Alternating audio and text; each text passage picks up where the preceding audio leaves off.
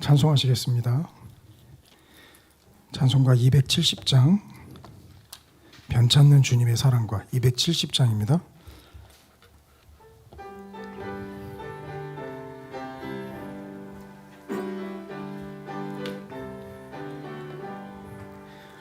변찮는 주님의 사랑과 거룩한 보혈의 공로를 우리 다 찬양을 합시다. 주님을 만나볼 때까지 예수는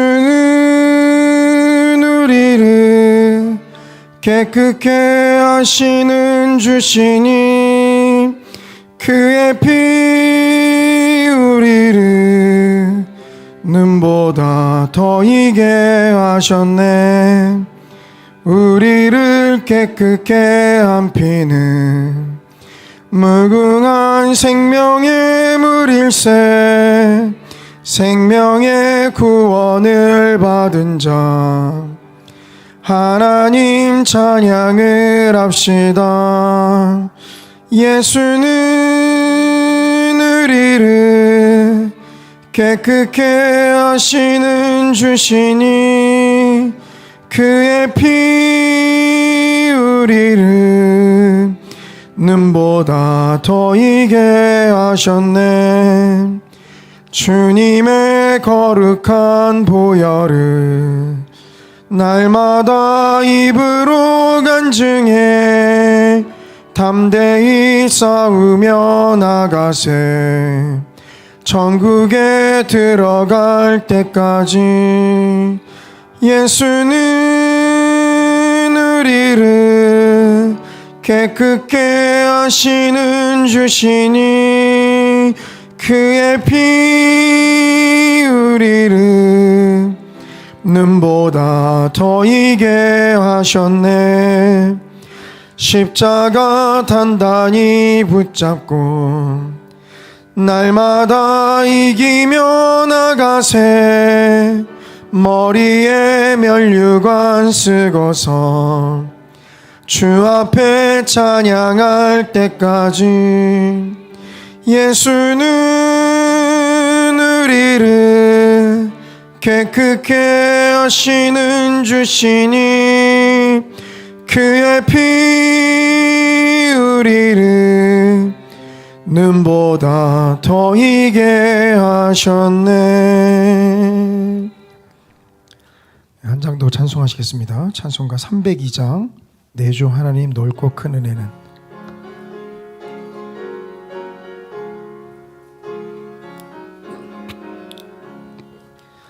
내 주 하나님 넓고 큰 은혜는 저 큰 바다보다 깊다. 너 곧 닷줄을 끌러 깊은 데로 저 한가운데 가보라. 언덕을 떠나서 장파에 배 띄워 내 주 예수 은혜의 바다로 내 맘껏 쳐가라. 왜 너 인생은 언제나 거기서 저 큰 바다 물결 보고 그 밑 모르는 깊은 바닷속을 한 번 헤아려 안 보나. 언덕을 떠나서 장파에 배 띄워 내 주 예수 은혜의 바다로 내 맘껏 쳐가라. 많은 사람이 얕은 물가에서 저 큰 바다 가려다가 찰싹거리는 작은 파도 보고 마음 약하여 못 가네. 언덕을 떠나서 장파에 배 띄워 내 주 예수 은혜의 바다로 내 맘껏 쳐가라. 자 곧 가거라. 이제 곧 가거라. 저 큰 은혜 바다 향해. 자 곧 내 너를 저 깊은 데로 가라. 망망한 바다로 언덕을 떠나서 창파에 배 띄워 내 주 예수 은혜의 바다로 내 맘껏 쳐가라. 아멘. 이 시간 우리 예배를 위해서 함께 기도하기를 원합니다. 먼저 우리를 수요기도의 자리 가운데 불러주신 아버지 하나님 감사합니다. 우리의 예배를 주님 받아주시옵소서. 하나님 앞에 예배를 위해서 기도해 주시기를 원합니다. 후임 담임 목사님 청빙 절차가 공동의회만을 남겨놓고 있습니다.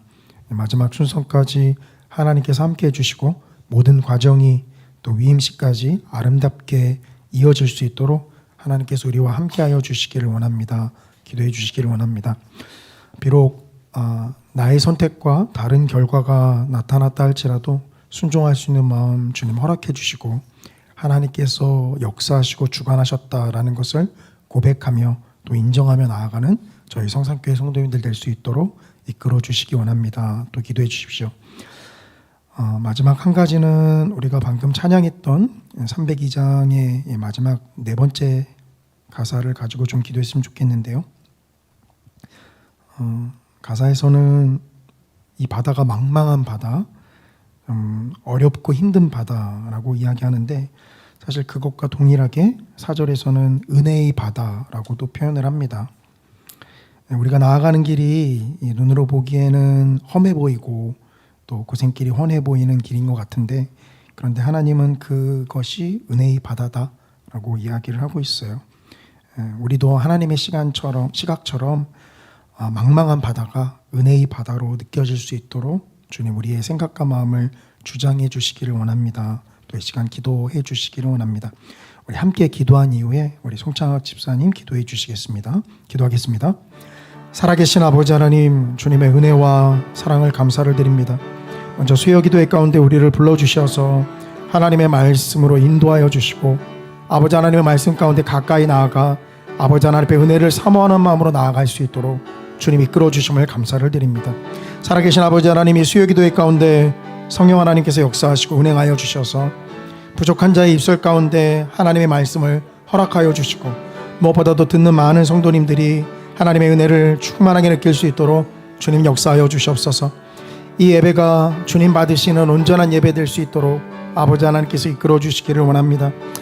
생명 되신 아버지 하나님, 우리 성산교회 후임 담임 목사님 청빙 절차를 주님께서 주관하시고 또 여기까지 이끌어 주심을 감사를 드립니다.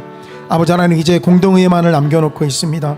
아버지 하나님께서 마지막 순간까지 우리와 함께하여 주시옵시고 위임식과 아버지 하나님 은퇴식까지 아버지 하나님께서 보시기에 아름답게 진행될 수 있도록 주님 함께하여 주시옵소서. 주님, 비록 우리의 선택과는 다른 결과가 나타났다 할지라도 우리에게 순종할 수 있는 마음 허락하여 주시옵시고 하나님의 주권적인 역사하심을 인정하며 나아가며 또 고백하는 우리 모든 성도님들 될 수 있도록 아버지 하나님 주장하여 주시옵소서. 아버지, 주님께서 우리 앞에 두신 그 사명의 길이 아버지 하나님 망망한 바다로 느껴지기보다는 하나님께서 두신 은혜로운 길로서 우리가 느껴지며 또 그렇게 바라볼 수 있도록 우리의 생각과 마음을 주님께서 주장하여 주시기를 원합니다. 우리의 인간적인 생각에 그 망망한 바다 앞에 우리는 움츠러들기 쉽고 그 망망한 바다 앞에 나아가기를 주저하기 쉽습니다. 그러나 주님, 하나님의 은혜의 바다로 말씀하신 그곳을 우리 또한 은혜의 바다로 바라보며 나아갈 수 있도록 아버지 하나님께서 역사하여 주시고 우리의 생각과 마음을 주님 바꿔주셔서 하나님 앞에 순종하며 나아가는 저희들 될 수 있도록 아버지 하나님 이끌어 주시옵소서.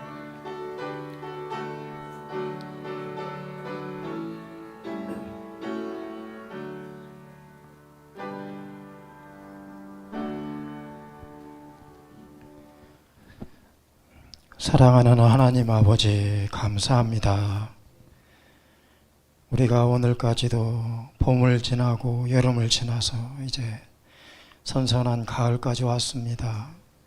변함없는 하나님의 사랑과 은혜 가운데 살았음을 고백하며 감사를 드립니다.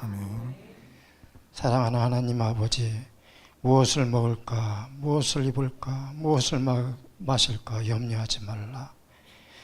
너희는 먼저 그의 나라와 의를 구하라 하셨사오니 먼저 하나님의 나라와 하나님의 의를 구합니다. 세상의 의는 헛것이고 하나님 앞에 옳지 않습니다. 세상 나라는 멸망하여도 부끄러울 것이 없습니다. 다만 우리 가운데 하나님의 의가 세워지게 하시고 하나님의 나라가 바로 세워지게 하여 주시옵소서. 아멘. 이 시간에도 하나님 아버지 말씀을 사모하는 가운데 왔습니다. 오늘도 하나님께서 얼마나 좋은 말씀을 주실런지 고대하며 왔습니다. 우리는 하나님 말씀 없으면 살아갈 수가 없사오니 이 시간에도 생명의 말씀으로 들려주시옵소서. 아멘. 저희들의 귀가 복된 귀가 되게 하시고 저희들의 마음이 하나님 말씀 잘 받을 수 있는 옥도와 같이 열린 마음이 되게 하여 주시옵소서. 아멘. 이 시간에 간절히 기도하고 원합니다.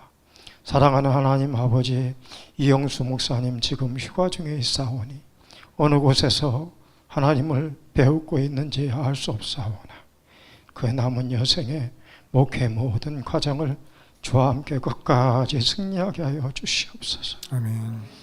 또한 하나님 아버지, 정상영 목사님 이제 준비하는 마음으로 마무리를 늘사랑교회 잘 마무리를 잘 하게 하시고 우리 사랑하는 우리 부목사님 교육자들 하나님 장래에 하나님께서 어떻게 쓰실런지 알 수 없지만 지금 간절한 마음으로 기대하며 기다리고 있사오니 그의 모든 기도의 소원들을 들응답하여 주시옵소서.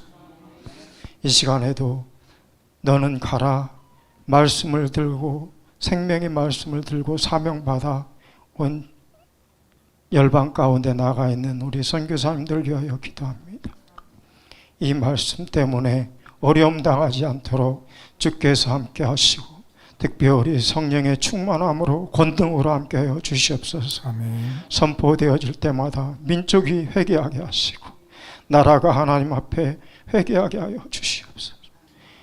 우리에게 복음을 주셔서 오늘까지 이르신 하나님 아버지, 우리 어린 자녀들을 위하여 주일학교를 위하여 기도합니다.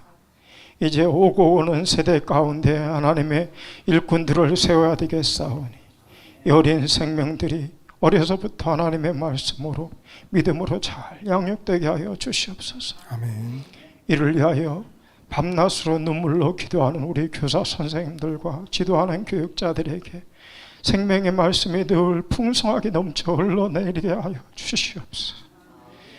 우리 아이들이 또한 특별히 기도합니다. 국방의 의무를 다하고 있는 우리 청년들을 위하여 기도합니다. 새벽에 하나님께서 그 눈동자를 지켜주셔서 하나님이 성을 지키시지 않으면 파수꾼의 경성함이 허사라고 하셨사오니 하나님께서 우리 초병들의 눈동자 속에 하나님의 마음을 숨게 하시고 저 북녘 땅을 바라보면서 민족을 사랑하는 마음을 크게 하여 주시옵소서. 건강한 몸으로 제대하고 전역하여 이 나라 대한민국을 위하여 전 세계를 위하여 하나님이 쓰시는 큰 기둥들로 삼아 주시옵소서. 아멘. 사랑하는 하나님 아버지, 이 시간에도 예배의 자리, 기도의 자리에 나오고 싶지만 여러 가지 형편으로 함께하지 못하는 흩어져 있는 믿음의 형제 자매들을 위하여 기도합니다. 있는 곳에서 늘 하나님을 가깝게 할 수 있도록 하여 주시옵소서. 그 연약한 자리를 붙들어 주셔서 연약한 자를 들어 강한 자를 부끄럽게 하신 하나님의 영광을 나타나게 하여 주시옵소서. 이 한국교회가 이제는 다음 달에 109회 총회가 있습니다. 하나님 사랑하시는 아버지 하나님, 목회자들이, 하나님 장로들이 하나님 교회를 위하여, 하나님 나라를 위하여 합심하여 깨어 기도할 수 있게 하시고 성총회가 되게 하여 주시옵소서. 이를 위하여 한국교회가 다시 한번 하나님 앞에 회개하고 다시 한번 하나님이 주시는 은혜의 강상, 은혜의 강물에 잠길 수 있도록 역사하여 주시옵소서. 이제도 하나님 생명의 말씀을 듣습니다. 전하는 목사님에게 성령의 갑주를 입혀주시고 하나님 기름 부어주시고 말씀 하나하나마다 하나님의 숨결이 하나님의 사랑이 전해지게 하여 주시옵소서. 듣는 저희들이 아멘으로 받겠사오니 이루어지게 하여 주시옵소서. 거룩하신 예수님 이름으로 간절히 기도합나이다. 아멘.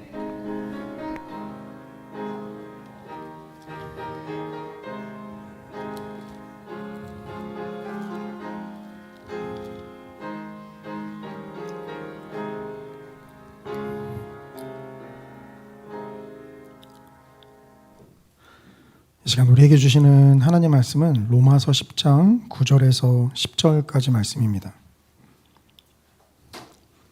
제가 가진 성경으로는 신약성경 254쪽에 있습니다. 죄송합니다. 로마서 10장 9절에서 10절입니다.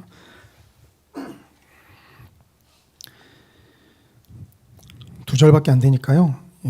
우리 한 목소리로 함께 읽어보겠습니다. 로마서 10장 9절에서 10절입니다. 함께 읽겠습니다. 시작.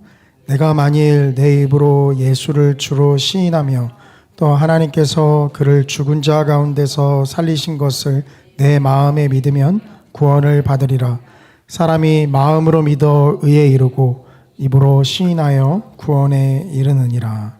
아멘. 오늘은 목사님이 휴가하셔서요. 제가 기독교 강연은 잠깐 내려놓고 따로 준비한 말씀을 좀 전하도록 하겠습니다. PPT는 뭐 이렇게 무게 있게 준비한 건 아니고요. 말씀만 좀 띄었습니다. 지난주 제가 오후 샬롬 예배 때도 말씀을 드렸는데 이번 주에 이제 담임 목사님 휴가시라는 것을 제가 깜빡 잊고 있다가 제가 휴가 가는 날 알았어요.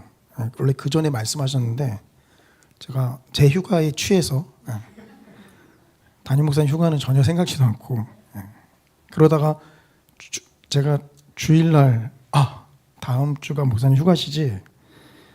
그래서 그때부터 휴가를 제대로 즐기지 못하고 왜냐하면 이번 주에 설교가 계속 새벽 예배도 있고 쭉쭉 이어져서요. 그래서 수요일부터 좀 말씀을 놓고 좀 준비하고 했습니다. 휴가를 제대로 즐기지 못하기 때문에 이 마음속에 기쁨보다는 좀 억울한 마음이 많이 든 상태로 말씀을 준비를 했고요. 근데 그런 마음으로 준비를 시작하긴 했지만 말씀을 읽으면서 그런 마음들이 하나씩 사라지는 것을 느꼈습니다. 이 새벽 예배 때도 시편 105편 그리고 이제 106편을 묵상하게 되는데요. 그 휴가 때 미리 묵상을 하면서 참 은혜로운 말씀이라고 생각이 들었고 또 하나님께서 시기적절하게 그때마다 그런 말씀들을 필요에 따라서 우리에게 주신다라고 다시 한번 느끼는 그런 시간이었습니다. 오늘은 우리가 놓친 복음이라는 제목으로 함께 좀 우리의 복음, 우리가 받은 복음에 대해서 다시 한번 좀 살펴보기를 원합니다. 제가 읽은 성경은 로마서 10장 10절부터 11절이지만 사실 제가 전체적으로 본문을 이야기하는 것은 9장 30절부터 10장 21절까지에 걸쳐 있습니다. 근데 분량이 방대하고 사실 그것을 다 이야기하다가는 성도님들께서 무슨 이야기를 하고 있는지 잘 파악도 하기 힘드셔서 제가 핵심되는 구절만 읽었고요. 또 설교도 그 핵심되는 구절에 좀 국한돼서 좀 이야기를 하도록 하겠습니다. 하지만 설교의 내용이 이 9장 30절에 나오는 내용부터 이어진다라고 좀 생각을 하시면 되세요. 이 로마서 10장 13절은 이렇게 얘기하죠. 누구든지 주의 이름을 부르는 자는 구원을 받으리라. 이게 우리가 알고 있는 복음의 가장 핵심 구절이고요. 우리가 받은 구원을 표현하는 가장 핵심적이고 집약적인 말입니다. 누구든지, 그래서 모든 사람에게 열린 것 같지만 그러나 주의 이름을 부르는 자라고 또 한정되죠. 그래서 이 문장을 사실 가장 적절하게 이해하는 것은 주의 이름을 부르는 자는 누구든지 구원을 받으리라. 좀 이렇게 이해를 하셔야 되세요. 왜냐하면 누구든지가 앞에 나오면 이게 모든 사람에게 열려 있다라는 식으로 우리가 좀 오해를 할 수 있기 때문입니다. 그런데 제가 말씀드린 로마서 9장 30절부터 10장 21절까지는요. 성도님들이 한 번쯤은 들어보신 교리이죠. 이신칭의, 믿음으로 말미암아 의롭게 된다. 이 이신칭의 교리를 아주 잘 표현해 주고 있는 것이 바로 로마서 9장 30절부터 10장 21절까지의 내용입니다. 바울이 자신의 민족인 이스라엘이 왜 믿음에 합당한 반응을 보이지 못하고 걸려 넘어졌는가, 이거를 설명하면서 믿음으로 말미암아 의로워지는 이신칭의 교리는 설명을 하고 있어요.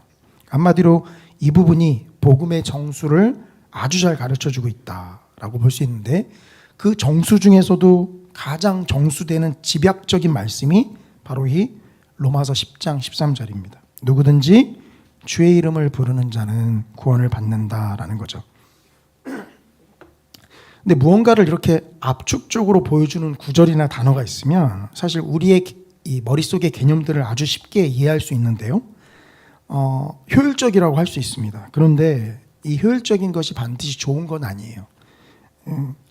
단점이 좀 있어요. 그것은 쉽게 기억하는 대신 왜곡해서 기억할 수 있다라는 단점이 있습니다. 저는 지금 설교를 하면 이렇게 제가 그 문장을 농담하는 것까지 제가 사실 풀 텍스트로 치거든요. 아내가 가끔 보면서 뭐 이런 것까지 뭐 텍스트를 다 치냐고 하지만 이제 그렇게 하는 게 좀 제가 편해서 저는 이제 내가 이쯤에서 성도님들을 좀 졸리지 않게 해드려야 되겠다라고 하면 이제 그걸 풀 텍스트로 좀 칩니다.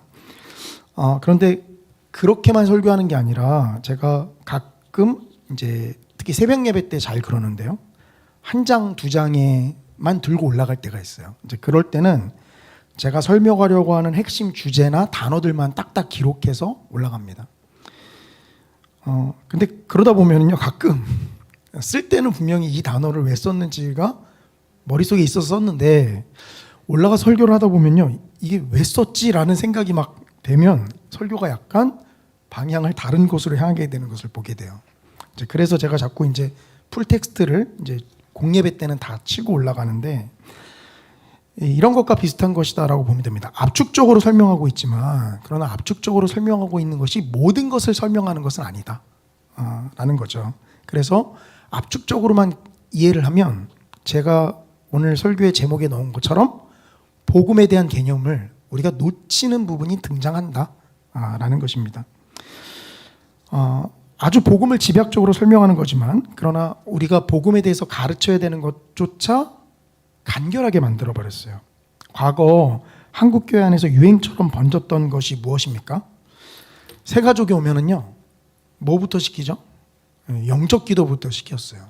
그래서 순종적으로 기도를 잘 따라하고 마지막에 뭐까지 따라야 돼요? 예수님 이름으로 기도합니다. 아멘까지 따라하면 권사님이 등을 치면서 구원받았어. 구원받았으니까 됐다고 막 이렇게. 근데 이게 과연 우리가 받는 복음의 모든 것들을 다 알려주는 것이냐? 사실 저는 한국 교회가 지금에 와서 이렇게 쇠퇴일로를 걷는 것이 우리가 복음에 대해서 바르게 가르치고 깨닫는 것에 대해서 많이 부족했다라는 것도 한몫을 했다라고 생각을 합니다. 그래서 누구든지 주의 이름을 부르는 자는 구원을 받으리라, 이 부분 때문에 영적 기도를 순순하게 다 잘 따라하면 구원을 받았다라고 이야기를 하는 거죠. 근데 이따가도 살펴보겠지만 이름은 부르지만 마음이 없이 부르는 사람들도 있습니다. 가능하죠. 우리가 하나님의 이름을 부르고 찬양하고 기도하지만 하나님을 향한 마음이 없이도 할 수가 있어요. 참 이게 무서운 건데, 목사인 저 또한 여기서 은혜롭게 하나님 말씀을 전하지만 제가 하나님을 향한 마음이나 중심이 다른 곳에 가 있는 상태로도 그렇게 할 수 있다는 거예요. 이게 지식적으로 남아있으면 그렇게 할 수 있다는 겁니다. 너무 또 색안경 끼고 보시지 마시고요. 지금은 그러진 않습니다. 예. 근데 그게 가능하다라는 거죠. 우리가 전해진 복음이 우리가 믿습니다라는 고백만 넙죽하면 다 되는 것인가? 사실 로마서는 말씀드린 대로 이 9장 30절부터 10장 21절에서 이신칭이 교리를 가르쳐 준다라고 했는데요. 그냥 믿음으로 말미암아 의로워졌다라고 복음을 아주 단순하게만 이야기하죠. 그런데 바울이 과연 본문 안에서도 그렇게 단순하게만 이야기하고 있는가? 이런 부분들을 우리가 좀 살펴보고자 합니다. 결국 이렇게 단순화시켜버린 모든 것이 우리가 오늘날 복음을 놓치는, 그리고 엄밀히 따지면 복음을 놓쳤다라는 것은 사실 복음이 아니다 라고 볼 수 있어요. 그렇기 때문에 말씀을 통해서 우리가 놓치고 있는 복음은 무엇인지를 한번 좀 살펴보겠습니다. 첫 번째 우리가 놓친 복음은요, 제가 이렇게 좀 텍스트를 써봤는데, 수면 속에 감춰진 빙하를 보려고 하지 않는다 라고 좀 적어봤습니다. 그림을 갖고 왔는데요. 요 위에 꼭지만 딱 보고서 우리가 이러는 거죠. 야, 이게 복음이야. 그러나 우리 눈에 보이지 않게 밑으로는 더 큰 빙하의 덩어리가 바닷속에 있죠. 이 전체가 복음인데 우리는 사실 일정 부분만을 야, 고백했으니까 이게 복음이야 라고 복음을 놓쳐버리게 됩니다. 오늘날 우리가 유튜브에 굉장히 익숙해 있는데요. 유튜브를 강의하는 분들, 그러니까 유튜브로 이제 어떤 개인적인 사업을 하기 위해서 유튜브를 강의하는 영상들이 또 올라와요. 그런데 보면은 영상이 10분 이상을 넘어가면 안 된다. 그리고 그런 이유로는 바쁜 현대인들이 그걸 보지 않는다라고 이야기하죠. 저 역시도 보면 몇 분짜리야. 그래서 5분 넘어가네. 그러면 안 보거나 막 빨리 넘기거나 합니다. 그래서 더 심화되어 나타나는 게 뭐죠? 쇼츠예요. 쇼츠. 유튜브 쇼츠.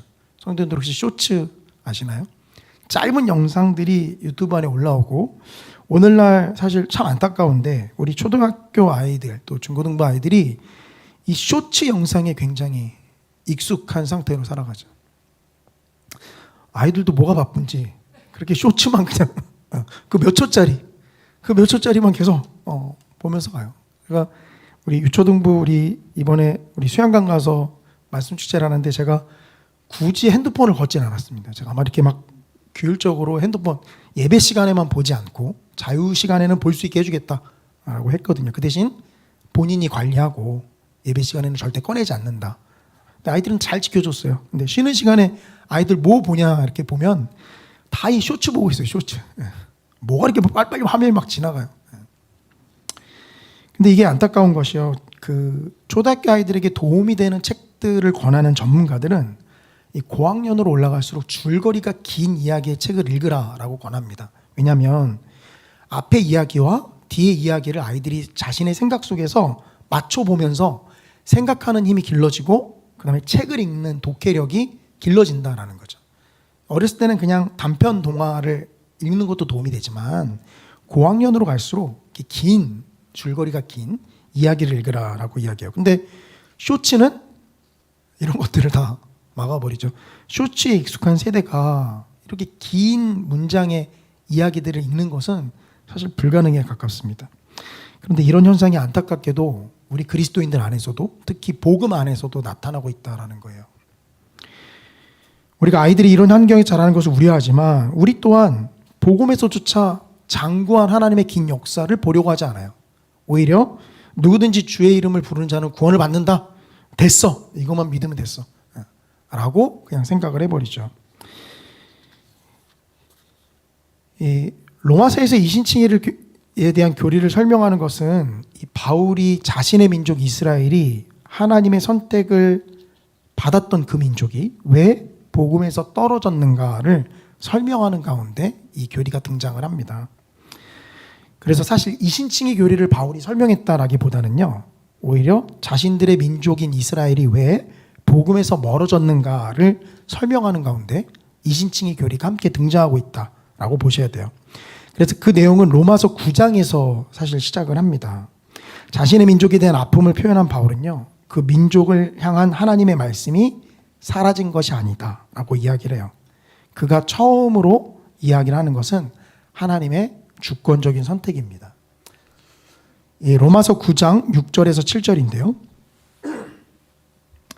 그러나 하나님의 말씀이 폐하여진 것 같지 않도다. 이스라엘에게서 난 그들이 다 이스라엘이 아니요 또한 아브라함의 씨가 다 그의 자녀가 아니라 오직 이삭으로부터 난 자라야 내 씨라 불리리라 하셨으니, 바울은 이 아브라함의 자식 이삭, 그러니까 아브라함으로부터 난 모든 씨가 다 약속의 자녀가 아니라 오직 이삭으로부터 난 자가 약속의 자녀다라는 이걸 통해서 하나님의 주권적 선택을 이야기합니다. 이스마엘도 아브라함의 후손이죠. 하지만 이스마엘은 약속의 자녀가 아니다라는 거죠. 왜죠? 그건 하나님이 그렇게 주권적으로 이삭을 선택하셨다라는 겁니다. 즉 우리가 믿음으로 말미암아 의로워졌다, 혹은 누구든지 주의 이름을 부르는 자는 구원을 받는다, 이걸 말하기 전에 성경은 먼저, 바울은 뭘 이야기를 합니까? 하나님의 주권적인 선택이 먼저 있었다라는 거예요. 빙하 속에 감춰진 거, 우리가 놓친 복음은 뭐죠? 그건 바로 이 하나님의 주권적인 선택이 출발점이 되어야 한다라는 거죠. 그냥 누구든지 주의 이름을 부르는 자는 다 구원을 받는다라는 것에만 집중하면 하나님께서 주권적으로 선택했다라는 이것을 인정하기가 쉽지가 않아요. 왜죠? 자신이 주의 이름을 불렀고 고백했다라는 것에 대한 지분을 요구하기 때문입니다. 내가 불렀지 않았습니까? 내가 주님을 믿었지 않았습니까? 라는 지분을 요구하게 돼요. 그런데 하나님의 주권적 선택을 우리가 생각하면은요, 지분을 요구할 수 있는 용기가 나지 않아요. 왜냐하면 하나님이 선택하지 않았으면 오늘날 우리가 주님의 이름을 부르지도 못했기 때문이죠. 그러니까 우리가 부르기 이전에 하나님의 주권적 선택이 먼저 있었다라는 겁니다. 그래서 이 하나님의 주권적 선택을 우리가 놓치면 어떤 결과를 맞이하게 되죠? 그건 바로 자신의 민족이 왜 복음에서 멀어졌는가를 설명하는 바울의 교리와 그대로 일치합니다.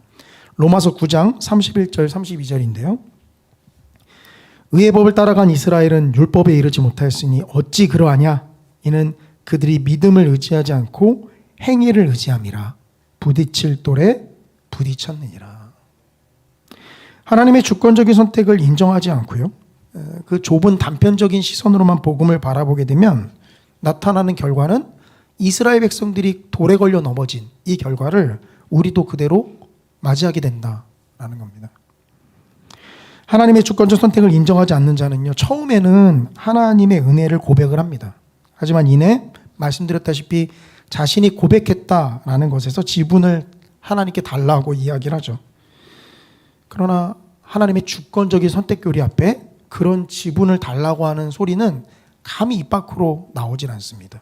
목사인 저조차 하나님께서 이렇게 부르지 않으셨다라고 한다면 제가 하나님을 믿거나 전하거나 이 자리 가운데 인정하는 것은 있을 수 없기 때문이에요. 오늘날 여전히 하나님의 주권적 선택 교리를 인정하지 않는 자들은요, 사실 지금은 온전하게 서 있는 것처럼 보입니다. 그러나 언젠간 넘어져도 절대 이상한 것이 아니다라는 거죠. 그러니 우리 복음의 출발점은 사실 어디가 되어야 합니까? 하나님의 주권적 선택이 되어야 하는 것이고요, 그것을 인정하지 않는 순간 우리는 이스라엘 백성들이 넘어졌던 그 길을 따라서 넘어지게 돼요. 우리가 새벽에 이 시편 105편을 지금 묵상하고 있는데요, 이 시편 105편은 이스라엘의 역사를 전체적으로 보여줍니다. 그런데 그것은 제가 새벽에도 말씀드렸지만 이스라엘의 역사뿐만이 아니라 하나님의 역사를 보여주는 거예요. 하나님의 구원사를 보여줍니다. 그래서 이 시는요, 이 105편 8절부터 11절에 시의 문을 열고요, 42절부터 45절에 문을 닫는데 이 두 개의 본문이 동일한 단어들을 사용하면서 문을 열고 닫고 있어요. 지금 성경이 있으시면 시편 105편을 좀 찾아봐 주시면 좋을 것 같은데요. 제가 그 내용은 길어서 이제 여기다 담아두진 않았습니다. 그 본문을.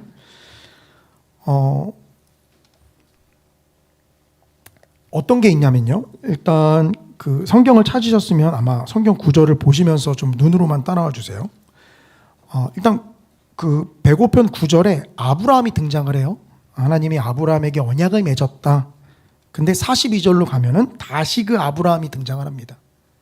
하나님이 아브라함에게 맺은 언약 때문에 그들을 가나안 땅에 이끌어 가셨다라는 거죠. 아브라함뿐만이 아니라 8절에 하나님이 기억하다라고 했는데 42절에도 기억하다라는 게 다시 등장하고요. 8절에 하나님의 말씀이 나타나는데 42절에 또한 그 말씀이 나타납니다. 11절에 하나님의 명령이 나타나는 게 44절에 다시 명령이 나타나고요. 그다음에 중요한 단어인데 주다, 땅을 얻다, 소유하다라는 표현이 11절과 44절에 또 똑같이 나타나요. 근데 이렇게 반복되는 것은 시인이 지금 이렇게 문을 열었고 이렇게 문을 닫았습니다 라고 표현을 하는 거예요. 그래서 결국 이 두 부분을 통해서 우리가 알 수 있는 건 딱 이렇게 정리할 수 있습니다. 화면에 제가 띄웠는데요. 결국 이 시의 전체적인 그림에서 구속사는 하나님이 아브라함에게 주신 언약이 성취되는 것으로 전개가 된다라는 거죠. 그러니까 복음은 결국 뭐라는 거예요? 이 하나님의 구속사 전체가 복음이다라는 거죠. 근데 우리는 자꾸만 신약 성경에 나타나는 것만 복음이다. 예수님께서 십자가에서 죽으신 그 사건만 복음이다. 누구든지 주의 이름을 부르는 자는 구원을 받는다 라고 한 그 핵심되는 문장만 복음이다 라고 이야기를 하는데 그러지 않습니다. 하나님께서 아브라함에게 주신 언약을 성취하시는 것, 이 전체가 복음이에요. 그래서 예수님께서 새 언약으로 오셨다라고 표현을 하죠. 하나님의 주권적인 선택에서 시작해서 하나님이 그 언약을 이루어 가시는 것, 이게 복음입니다. 만약에 우리가 이 전체적인 그림을 보지 않고 어느 일부분만 바라본다면요, 이스라엘 백성들처럼 걸려 넘어지는 돌에 걸려서 넘어지게 되어 있어요. 이게 이제 첫 번째 우리가 놓친 복음이고요. 이제 두 번째가 중요합니다. 우리가 놓친 복음의 두 번째는요, 개인적 구원에 머무르려고 한다라는 거예요. 어떤 거죠? 내가 구원받아서 천국 간다고 하면 만사 오케이. 그럼 그 이상도 이하도 아니고 딱 그 천국만 가면 좋겠다. 딱 그거만 이제 복음이다라고 하는데 이건요, 이제 개인적인 구원에라고 제가 표현을 하고 있는데 이제 이 부분에 대한 설명을 쭉 우리가 말씀을 보면서 살펴볼 건데요. 보다 보면 야, 개인적인 구원은 정말 구원을 받은 것인가? 라는 생각까지 좀 해보게 됩니다. 이 개인적인 구원에 머무르면 우리가 역시 굉장히 많은 복음의 부분들을 놓치게 된다라는 거죠. 먼저 우리가 읽었던 핵심되는 본문을 보기 전에 이거 보세요. 제가 이제 이게 뭐죠? 예, 말인데 눈을 다 어떻게 하고 있어요? 예, 이 경주마들입니다. 경주마들인데 눈을 다 가리고 있어요. 옆에 한눈 팔지 못하게 딱 막아서 앞에만 보게. 근데 이렇게 하는 이유는 경주마가 한눈 팔면 다른 곳으로 가니까 앞에 보고 달리라고 하는 거죠.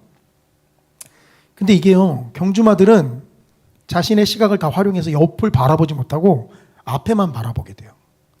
우리가 개인적인 구원에만 머무르면요, 경주마처럼 됩니다. 경마장 가셔야 돼요. 여기 계시면 안 되고. 이런 모습으로 전락된다라는 거죠. 하나님은 분명히 우리의 눈을 하나님의 구속사를 처음부터 끝까지 다 살펴보게 주셨건만 우리가 스스로 눈에 이런 걸 씌워버린 채 딱 그 앞에만 보는 거예요. 자, 이게 사도 바울이 이신칭의를 이야기하면서 아마 외우고 계시는 성도들도 계실 텐데 아주 중요한 핵심 본문이죠. 또 우리가 읽었던 것이기도 합니다. 내가 만일 내 입으로 예수를 주로 시인하며 또 하나님께서 그를 죽은 자 가운데서 살리신 것을 내 마음에 믿으면 구원을 받으리라. 사람이 마음으로 믿어 의에 이르고 입으로 시인하여 구원에 이르느니라. 제가 성도님들이 보시기 쉽게 빨간색으로 칠한 부분이 있죠. 입, 마음, 마음, 입입니다. 사실 이거는요, 이제 그 문장을 표현하는 것을 이제 수사법이라고 하는데 바울이 지금 여기서 수사법을 쓰고 있는 거예요. 어떤 수사법을 쓰고 있냐? 입, 마음, 문이라는 단어를 배치하면서 보통 이럴 때는요, 가운데 등장하는 단어들의 무게의 중심이 있습니다. 즉, 마음의 무게의 중심이 있어요. 그렇기 때문에 우리 한국교회는 어떤 걸 강조했죠? 마음으로 믿으면 된다라는 걸 굉장히 강조를 많이 했어요. 네. 마음으로 믿으면 된다. 당연히 마음으로 믿으면 되죠. 마음으로 믿으면 구원을 받습니다. 근데 바울은요, 강조점을 마음에 두긴 하지만 그러나 그 바깥을 싸고 있는 게 뭐죠? 입이에요, 입. 자, 마음은 말 그대로 마음으로 믿는 것입니다. 근데 입은 무슨 역할을 할까요? 입은요, 우리가 믿고 있는 마음을 보여주는 역할을 해요. 입은 마음이 우리의 속마음이라면 입은 행동을 보여줍니다. 신앙이 올바르면 그 행동이 어떻게 나타나요? 하나님의 백성답게 살아가려고 하는 모습으로 나타나죠. 그걸 지금 입이라고 표현하고 있는 거예요. 입이라고 해서 막 이렇게 막 서로 수다 떨고 이제 이걸 얘기하는 게 아니라 입이라고 표현하는 게 그 행동을 뜻하는 겁니다. 그래서 입이 표현될 때 같이 등장하는 동사가요, 시인하다라는 거예요. 시인하다. 이 단어를 가지고 좀 입으로 주를 시인하는 것, 이게 과연 뭐냐를 살펴볼 거예요. 왜냐하면 우리가 어떤 걸 놓쳤냐면요, 마음을 중요시하게 여긴 나머지 입으로 고백하는 것 또한 예배 시간에 하나님 앞에 자신의 신앙을 고백하는 것, 혹은 기도로 자신의 신앙을 올려드리는 것 정도로만 우리가 인식을 했습니다. 이게 다 마음이다라는 거죠. 마음으로 예수님을 믿고 그 마음으로 내가 믿습니다라는 고백을 올려드리는 것. 물론 이것도 시인이죠. 그리고 이 동사의 활용 가운데 등장하긴 합니다. 그런데 이 동사는요, 그것뿐만이 아니라 굉장히 폭넓은 것을 우리에게 보여줘요. 일단 제일 중요한 게 뭐냐면 요한일서 1장 9절에 만일 우리가 죄를 자백하면, 이게 똑같은 헬라어가 사용됩니다. 아까 시인하다에서 똑같은 게 사용돼요. 그러니까 여기서 우리가 시인한다라는 건 뭐죠? 네, 우리의 죄에 대한 고백이에요. 이건 아멘이시죠, 그렇죠? 우리가 예수님을 입으로 시인한다라는 건 우리의 죄를 그분 앞에 고백하는 거죠. 예수님을 믿지 않는 사람이 누가 고백할 수 있겠습니까? 감추기 급급하죠. 그런데 예수님을 우리가 신뢰하고 또 예수님이 어떠한 죄든지 우리를 용서해 주신다라는 걸 우리가 믿음으로 알기에 아무리 큰 죄다 할지라도 그 주님 앞에 고백을 하죠. 시인하다에 여기 자백하다라는 표현이 쓰여져 있어요. 그러니까 일단 입으로 시인한다라는 건 죄의 고백을 뜻합니다. 더 나아가면은요, 이 마태복음 7장에서는 이 똑같은 단어가 어떻게 사용되냐면요, 그때 내가 그들에게 밝히 말하되, 그러니까 시인하는데 밝히 말한다라고 표현하고 있습니다. 뭘 밝히 말하죠? 이 시인한다라는 게 밝히 말한다라는 뜻으로 나타나는 건요, 우리의 정체성을 그대로 드러내는 거예요. 내가 예수 믿는 사람입니다 라는 그 정체성을 드러내는 것, 이것 또한 시인하다라는 말에 포함되는 겁니다. 그럴 때는 행동으로 표현하기도 하죠. 그러나 말로써 표현하기도 합니다. 우리가 신앙을 누가 우리에게 확인하려고 하면 예수님이 당신을 구원하신 구원자가 맞습니까? 이 질문에 주저주저 하고 있으면 신앙을 다시 한번 돌아봐야겠죠. 근데 그런 얘기를 들으면 문장이 끝나기도 전에 아멘입니다 라고 우리는 단호하게 이야기를 하죠. 뭘 보여주죠? 바로 우리의 정체성을 보여줍니다. 그러니까 시인한다라는 것은 우리가 하나님의 백성입니다라는 정체성을 보여주는 걸 포함하고 있어요. 자신이 어떠한 사람이다라는 걸 인정하는 거죠. 더 나아가면은요, 요 디모데전서 6장 12절에서는 많은 증인 앞에서 선한 증언을 하였도다. 지금 제가 나타내고 있는 건 다 그 시인하다라는 헬라어가 똑같이 사용되는 부분을 이야기하는 겁니다. 그러니까 시인한다라는 건 뭐냐면 많은 사람 앞에서 그리스도를 증거하는 것을 또한 포함합니다. 입으로 시인하는 게 그냥 단순히 우리의 신앙을 하나님 앞에 올려드리는 것만이라고 생각을 했는데, 죄의 고백, 우리의 정체성에 대한 드러냄, 그리고 더 나아가서 복음을 많은 사람들 앞에서 증거하는 것을 또한 포함하고 있어요. 사실 우리 이런 행위는 예배 때 많이 하죠. 예배 때 우리 뭐 하죠? 신앙 뭐라고 표현해요? 고백. 예. 그 고백이요. 헬라어에서 딱 요 시인하다라는 동사를 사용해서 표현합니다. 그러니까 우리가 날마다 신앙 고백은 결국 뭐 하는 거예요? 하나님 앞에 이런 여러 것들을 하나님 앞에 우리가 다 인정을 하는 거죠. 이게 시인하다라는 거예요. 더 나아가면은요, 이 히브리서에서는 어떻게 표현하고 있냐면 이 증언했다라는 게 그냥 단순히 많은 사람들 앞에서 복음을 증거하거나 아니면 설교하거나 이야기하는 게 아니라 이 히브리서에서는요, 믿음의 조상들이 어떠한 삶을 살았는지를 표현하는데 땅에서는 외국인과 나그네임을 증언하였다라고 표현합니다. 한번 생각을 해보세요. 자신이 땅에서 나그네의 삶을 살아요. 그러면 지나다니는 사람마다 내가 나그네입니다 라고 이야기하는 사람이 있어요? 그러지 않아요. 어떻게 나그네임을 보여주죠? 나그네 삶을 살면은 나그네임을 보여주는 거죠. 그러니까 여기 시인하였다라는 건요, 결국 삶으로서 자신이 나그네임을 드러냈다라는 겁니다. 자, 점점 입으로 시인한다라는 게요, 그냥 마음을 인정하는 차원을 넘어서 우리의 삶에 전방위적으로 퍼져나오고 있음을 보게 됩니다. 단순히 복음을 증거하는 걸 넘어서 삶을 살아가는 모습을 통해서 증언하는 것 또한 시인한다라는 것에 포함되고 있다는 거예요. 이게 사도 바울이 로마서에서 이야기하고 있는 입으로 시인한다라는 의미에 포함되는 이야기죠. 이들은 삶으로서 자신들이 어떠한 정체성을 가지고 살아가고 있는지를 보여주고 있어요. 말로써 복음 전도하는 게 아닙니다. 길 나가서 전도하는 게 아니에요. 그저 자신들의 삶으로서 이분은 정말 이 땅에서의 나그네 삶을 살아가고 있구나. 언제 주님이 불러도 아낌없이 주님 앞에 나아갈 수 있도록 이 땅에서의 나그네 삶을 살아가고 있구나. 그걸 삶으로 보여주고 있다는 거죠.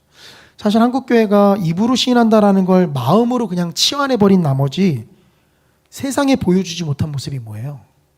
사실 이 부분을 보여주지 못했죠. 세상 사람들이 인식하는 성도의 모습은 어떤 거죠? 설문조사를 보면 이기적이다, 자기들만 한다 라는 것들이 있어요. 우리가 삶으로서 이러한 것들을 제대로 보여주지 못했기 때문이죠. 더 나아가면은 결국 이 히브리서 13장 15절에서는 증언하는 입술의 열매다라고 해가지고 그러한 삶을 살아가는 자가 하나님 앞에 찬양을 올려드리는 것, 이것은 결국 시인하는 것에 대한 열매다라고 이야기합니다. 하나님 앞에 찬양을 올려드리는 게 그 시인하는 삶에 대한 열매로서 나타난다라는 거예요.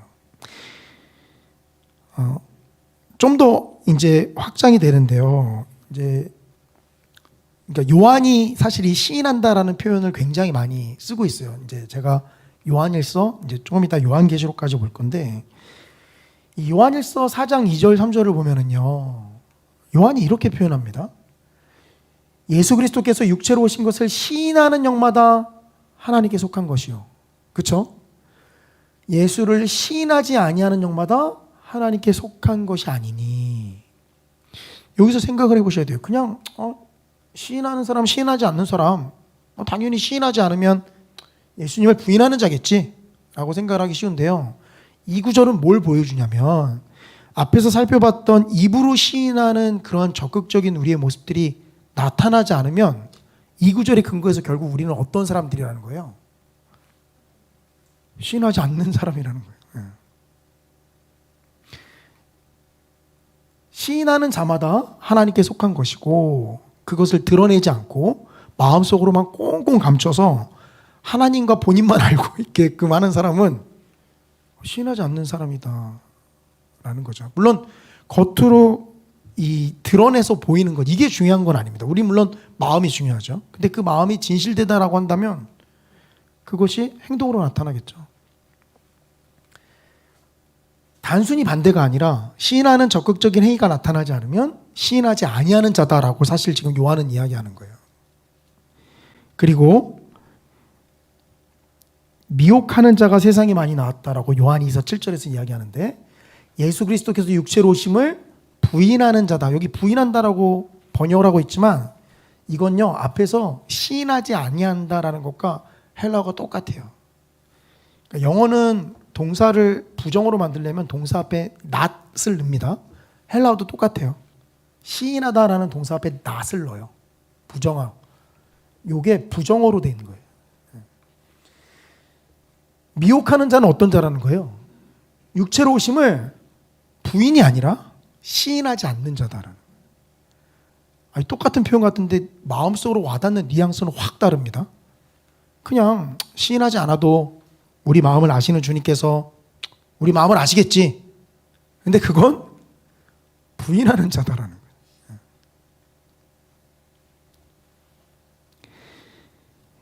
이게 입으로 고백하다, 입으로 시인한다 라는 것에 대해서 굉장히 우리의 삶에 전방위적으로 포괄적으로 들어가는 내용입니다. 그러니 성도님들이 마음으로 예수님을 신뢰하고 믿는다라는 것만큼 사실 입술의 고백이 함께 나타나야 한다라는 거죠. 그렇게 할 때 예수님이 어떻게 하시죠? 예수님도 요한계시록을 보면 결국 아버지 앞에서 우리를 어떻게 하신다는 거예요? 시인하신다. 우리가 삶으로 드러나는 이 시인한다라는 것에 해당하는 여러 가지 것들을 통해서 많은 사람 앞에서 또 삶으로 예수님을 증언하고 시인하면 그 예수님도 사람들 앞에서, 하나님 앞에서 시인할 것이다. 이때 예수님이 우리를 부인하면 큰일 나죠. 이때 큰일 납니다. 이거 우리 사실 이때를 향해서 달려갔는데, 이 결정적인 순간에 모른다라고 하시면 이거 인생을 되돌려서 살 수도 없고 이거 어떡합니까? 예수님도 시인을 한다라는 거죠. 이 누구든지 주의 이름을 부르는 자는 구원을 받는다. 이 말씀으로 제가 설교를 시작했습니다. 이 말씀을 우리가 다시 한번 생각해 봐야 돼요. 시인한다라는 것은 사실 주의 이름을 부른다라는 의미 안에 들어가는 표현이에요. 그러니까 주님의 이름을 부른다라고 고백하는 사람들마다 우리가 살펴봤던 이 시인한다라는 여러 가지 형태에 해당되는 모습들이 삶 가운데 나타나야 한다라는 거죠. 다 모든 걸 마음속으로 치환해버린 채, 겉으로는 아무것도 드러내지 않고 치환해버린 채 하나님이 알아주시겠지. 물론 그 마음이 진실하면 하나님이 알아주시죠. 근데 우리가 부부 사이에서도 그 마음의 중심을 우리가 어떻게 알아요? 눈만 뜨고 일어나면 사랑한다라고 고백하면 다 아나요? 그 생일날 사랑한다라는 고백만 하고 끝이면 마음이 어떠세요? 저는 어디 숨겨놓은 거 아니냐고 찾을 것 같은데 우리가 요구하는 건 뭐죠? 그 마음의 증표, 정말 그 사랑한다라는 마음의 그 증표를 보여달라는 거죠. 우리가 원하는 거. 하나님도 똑같습니다. 우리에게 우리를 구원하신 그 하나님이 마음으로 믿는 것만큼 우리가 입술의 시인을 통해서 우리가 정말 예수님을 사랑하고 그 길을 따라간다라는 걸 드러내고 고백하길 원하시죠. 이게 우리가 놓치고 있는 복음입니다. 말씀을 정리하겠습니다. 그 복음의 시작은 하나님의 주권적 선택이었습니다. 이거를 놓치면 우리가 언젠간 걸려 넘어질 돌에 넘어지게 된다라고 말씀을 드렸어요. 그리고 또 하나, 마음으로 믿어 의에 이른다라고 하는 것만큼 중요한 것이 뭐죠? 또한 입술로 시인하는 것입니다. 그 시인하는 것은 우리가 그 동사의 다양한 용례들을 통해서 아주 굉장히 다양하게 나타난 걸 살펴봤어요. 우리 죄의 고백, 그리고 삶의 정체성의 모습, 그리고 삶으로서 하나님을 향한 마음들을 드러내는 것, 이 땅에서의 나그네의 삶의 모습을 또한 드러내는 것, 이 다양한 것들을 포함하는 걸 보았습니다. 결정적으로 그렇게 적극적인 행위가 나타나지 않으면 부인하는 자다라고 넘어갈 수 있다라는 거예요. 누구든지 주의 이름을 부르는 자는 구원을 받는다. 그 주의 이름을 부른다라고 할 때 그 부름은 설득적 요소가 아닙니다. 그건 뭐예요? 마치 하나님 앞에 우리가 찬양을 올려드리고 주님 앞에 목소리를 높여서 기도하고 그 찬양을 하나님 앞에 큰 음성으로 아뢰는 것처럼 선포해요. 선포. 원래 복음은 처음부터 그 증거가 선포였습니다. 그 선포가 어떻게 나타나야 되는 거죠? 입에 시인함으로 그 선포가 나타나야 되는 거죠. 바라기는 저를 포함해서 우리 성산교회 모든 성도님들이 이러한 입술의 시인이 늘 충만하게 나타나시기를 주님의 이름으로 간절히 축원합니다. 기도하겠습니다. 사랑과 은혜가 충만하신 아버지 하나님, 주님의 은혜와 사랑을 감사를 드립니다. 우리가 입술로 주님을 향한 찬양과 고백이 우리의 삶 가운데 늘 흘러넘칠 수 있도록 주님 역사하여 주시옵소서. 우리가 마음으로 주님을 향한 사랑을 또 그 마음으로 그 중심을 주님께 올려드린다라고 고백하는 것만큼 또한 입술의 다양한 시인들이 우리의 마음 가운데 또 삶 가운데 나타나고 드러날 수 있도록 주님 이끌어 주시옵소서. 감사하며 모든 말씀 우리 주 예수님의 이름으로 기도합니다. 아멘. 찬송가 521장 함께 찬송하시겠습니다.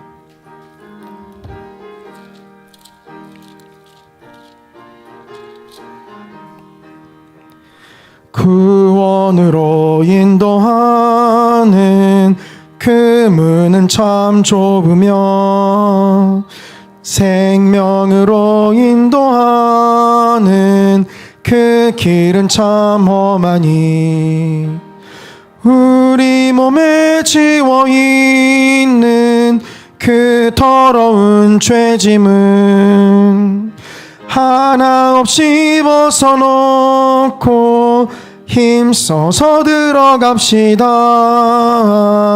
구원으로 인도하는 그 좁은 문 들어가 영생으로 인도하는 그 생명길 갑시다.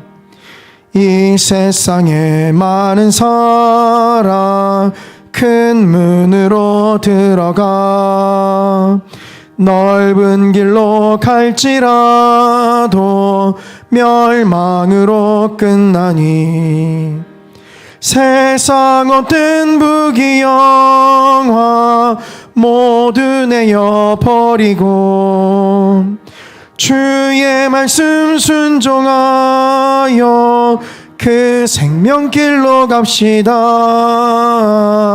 구원으로 인도하는 그 좁은 문 들어가 영생으로 인도하는 그 생명길 갑시다. 구원의 문 열렸으니 주의 공로 힘입어 주저 말고 들어가서 생명길로 갑시다. 구원의 문 닫힌 후엔 들어가고 싶으나 한 번 닫힌 구원의 문 또 열려지지 않으리. 구원으로 인도하는 그 좁은 문 들어가 영생으로 인도하는 그 생명길 갑시다. 아멘. 몇 가지 교회 소식 말씀드리겠습니다. 우리 담임 목사님, 후임 담임 목사님 청빙 결과 최종 1위는 정상영 목사님으로 정해졌습니다. 기도 가운데서도 우리가 함께 기도했지만 우리의 선택과 다르다 할지라도 하나님의 인도하심과 또 그 인도하심에 대한 순종함으로 나아가는 우리 성산교회 성도님들 되셨으면 좋겠습니다. 그래서 돌아오는 주일에 11시 예배 후에 후임 담임 목사님 청빙을 위한 공동의회가 있습니다. 주일부터 우리가 복음터를 개학을 했고요. 그렇기 때문에 오후 샬롬 예배 후에 계속해서 복음장 교육이 있습니다. 매일 성경 9시호로 안 받아가신 분들 사무실에서 받아가 주시고요. 넣어드린 월간 중보기도 보시고서 나라와 교회 또 가정을 위해서 기도해 주시기를 원합니다. 이 돌아오는 금요 비전 기도회는 우리 영유치부 주간 예배로 드립니다. 담임 목사님께서는 이번 한 주간 휴가하십니다. 건강하고 또 회복된 모습으로 돌아올 수 있도록 성도님들께서 또 기도해 주시기를 원합니다. 9월 7일 우리 추석맞이 바자회 있습니다. 성도님들께서 일정 확인하셔서 또 우리 바자회 놓고 함께 기도하며 나아가셨으면 좋겠습니다. 우리 주님께서 가르쳐 주신 기도로 예배를 마치도록 하겠습니다. 하늘에 계신 우리 아버지여, 이름이 거룩히 여김을 받으시오며 나라에 임하옵시며 뜻이 하늘에서 이룬 것 같이 땅에서도 이루어지이다. 오늘날 우리에게 일용할 양식을 주옵시고 우리가 우리에게 죄 지은 자를 사하여 준 것 같이 우리 죄를 사하여 주옵시고 우리를 시험에 들게 하지 마옵시고 다만 악에서 구하옵소서. 대개 나라와 권세와 영광이 아버지께 영원히 있사옵나이다. 아멘.